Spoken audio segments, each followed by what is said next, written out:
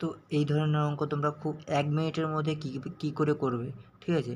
তো চলো, বার্ষিক 8% সরল সুদের হারে কত টাকার 4 বছরের সুদ 136 টাকা হবে, ঠিক আছে?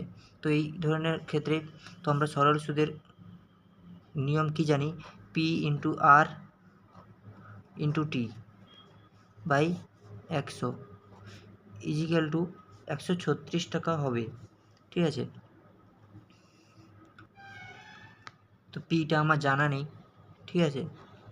ইন্টু আরটা কত দেওয়া আছে, 8%, ইন্টু টিটা 4/100 ইজিক্যাল টু 136।